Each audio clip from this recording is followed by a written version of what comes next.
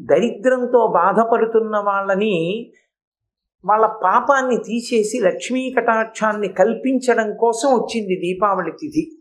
రెండవది, మనం ఈశ్వరుడు ఎలా బ్రతకద్దని చెప్పాడో అలాంటి పనులు ప్రతిరోజు చాలా చేస్తుంటాం. ఈశ్వరుడు ఎలా బ్రతకమన్నాడో ఆ పనులు తక్కువ చేస్తాం. అప్పుడు అవన్నీ పాపములే కదా. ఇప్పుడు కనీసం ఈశ్వర, నిజమే నేను సూర్యోదయంకి ముందు లేవాలి, లేవట్లేదు. అసలు సంధ్య వేళ పడుకోకూడదు, పడుకుంటున్నాను. ఇంట్లో దీపం పెట్టకుండా ఇల్లు తాళం వేయకూడదు, ఎక్కడికి వెళ్ళకూడదు, ఊళ్ళు వెళ్ళిపోతున్నాను తాళం పెట్టి. ఈశ్వరుడికి నైవేద్యం లేదు.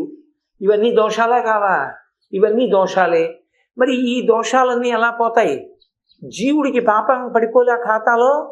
అది పోగొట్టుకోవడానికి, అందుకే నరక భయాన్ని నుంచి దూరం చేస్తుంది అన్నారు దీపావళి తిథి. ఈ పాపం నుంచి విముక్తం చేస్తుంది. అంటే ప్రతి ఏడాది తప్పులు చేసేసి దీపావళి చేయమని కాదు, సాధ్యమైనంత తగ్గిస్తూ మన చేతిలో లేక జరిగిపోయింది అనుకున్న దానికి కనీసంలో కనీసం దీపావళి పండగ జాగ్రత్తగా చేసుకుంటాం.